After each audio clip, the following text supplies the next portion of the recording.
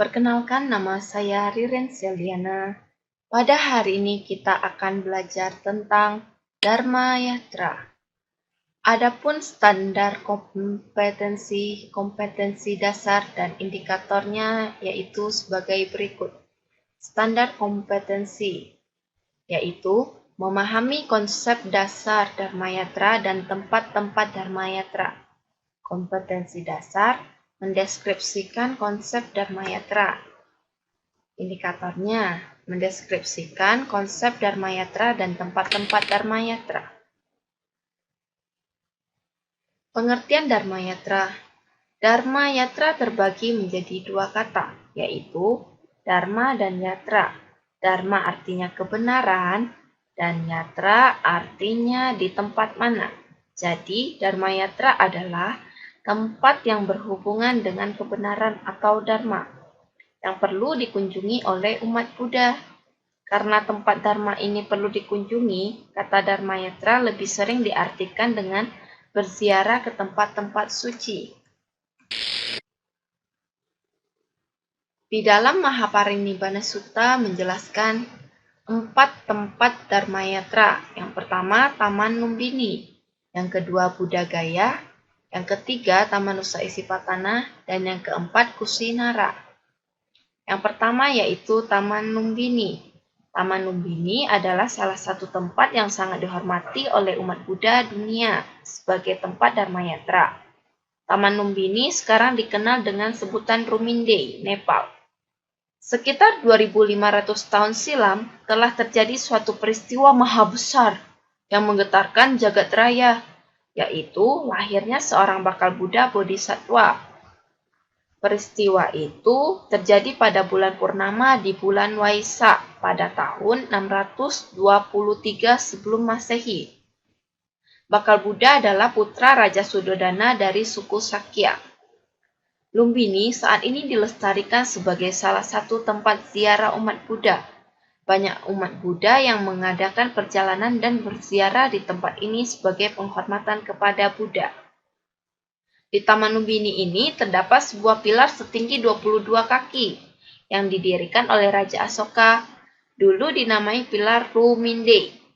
Pilar ini dibangun untuk memperingati tempat kelahiran seorang manusia besar.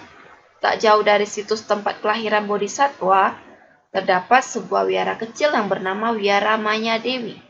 Wihara ini dibangun sebagai penghormatan kepada ibunda Bodhisattva yaitu Ratu Mahamaya. Taman Lumbini adalah saksi dari kelahiran seorang bakal Buddha. Yang kedua yaitu Buddha Gaya atau Bodh Gaya. Tempat petapa Gotama mencapai penerangan sempurna. Bodh Gaya berada di pinggir sungai Neranjara yang sekarang telah kering. Dahulu, tempat ini adalah sebuah hutan yang dikenal oleh masyarakat setempat dengan sebutan hutan Gaya.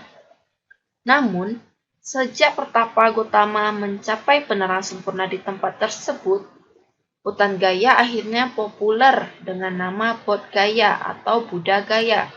Sekarang, di Bodh Gaya terdapat sebuah wihara bernama Wihara Mahabodhi yang menjulang setinggi 52 meter. Wihara ini merupakan wihara terbesar di India. Di sisi belakang bangunan dan barat bangunan wihara terdapat pohon bodhi yang diyakini merupakan tempat turunan dari pohon yang menaungi petapa Gotama bermeditasi dan mencapai bodhi menjadi Buddha. Di dekat pohon tersebut terdapat papan batu pasir berwarna kemerahan yang dipandang sebagai tempat duduk petapa Gotama saat bermeditasi mencapai kebudahan. Selain Wihara Mahabodhi, di Bodh Gaya juga terdapat pula Wihara Sujata. Wihara Sujata tampak sederhana. Di wihara ini biasanya para peziarah membaca parita dan merenungkan kembali kisah yang telah terjadi di tempat hampir 2600 tahun. Di tempat ini, Sujata mempersembahkan nasi susu kepada petapa Gotama sebagai makanan terakhirnya sebelum mencapai pencerahan sempurna. Yang ketiga yaitu Benares, sekarang Wanarasi, merupakan tempat Dharma Yatra di India yang sangat terkenal dan dihormati oleh umat Buddha dunia. Di tempat inilah Buddha mengajarkan Dharma kepada 5 petapa pada tahun 588 sebelum Masehi. Taman Rusa Isipatana Benares sekarang dikenal dengan nama kota Sarnath. Di kota ini terdapat stupa Damek yang dulunya bernama stupa Dhammacakka. Stupa ini dibangun oleh Raja Asoka. Selain itu, terdapat juga wihara yang bernama Mula Gandhakuti. Sarnath juga dikenal dengan pilar Asoka yang terbuat dari batu pasir. Pilar ini bermahkotakan 4 patung singa besar yang merupakan lambang dari Republik India. Bentuk roda seperti yang terdapat pada mahkota pilar ini juga menghiasi 3 warna bendera negara India. Pada pilar tersebut terdapat pahatan dari tita raja yang berbunyi, "Tidak ada seorang pun yang boleh menyebabkan terpecah belahnya kubu para biku." Kalimat ini mengandung peringatan terhadap para biku dan bikuni untuk menjaga keutuhan sangha dan setia terhadap peraturan disiplin para biku dan bikuni. Yang keempat yaitu Kusinara atau Kusinagar adalah tempat bersejarah dalam kehidupan Buddha.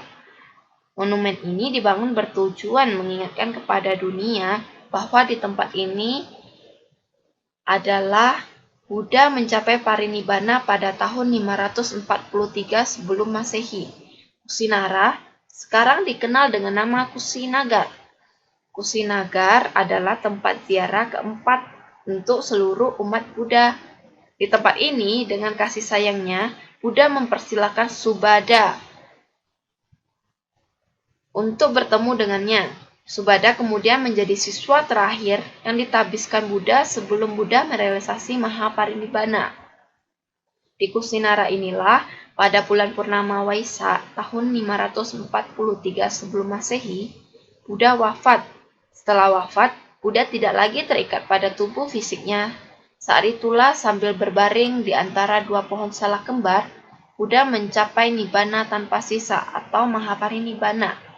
Di Kusinara dapat dijumpai sebuah cetia yang sekarang tinggal tumpukan batu merah saja. Orang-orang menyebut cetia ini dengan nama Cetia Makutabandana atau sekarang dikenal sebagai Stupa Rambat. Di cetia inilah jenazah Buddha dikremasi 7 hari setelah beliau wafat.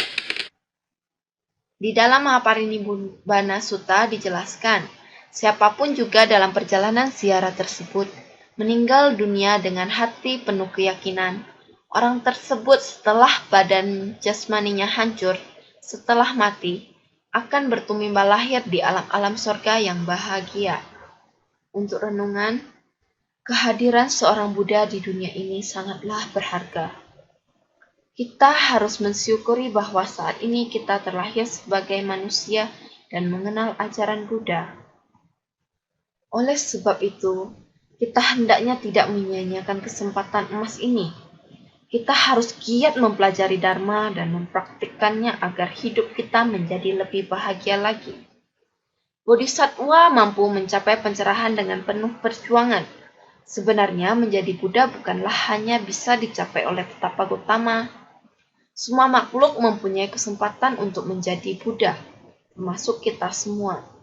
Dengan merenungkan ini, kita hendaknya lebih bersemangat dalam melakukan kebajikan, agar dapat merealisasi kebuddhaan seperti Buddha Gautama. Dharma telah dibabarkan dengan sempurna. Buddha mengajarkan bahwa hidup kita diliputi penderitaan. Buddha mengajarkan kita sebab dari penderitaan dan jalan menuju akhir dari penderitaan tersebut. Oleh karena itu, jalanilah ajaran Buddha dengan baik. Dengan demikian, kita dapat mengurangi dan mengakhiri penderitaan. Bahwa segala sesuatu yang terbentuk pasti akan hancur. Sebelum wafat, Buddha berkata, Wayadhamma Sankara Apamadena Sampadetha, yang berarti, segala sesuatu yang terbentuk pasti akan hancur. Berjuanglah dengan penuh kesadaran. Inilah pesan terakhir Buddha kepada kita semua. Semua yang terbentuk pasti akan hancur. Oleh sebab itu, kita tidak boleh terlalu melekat pada segala hal.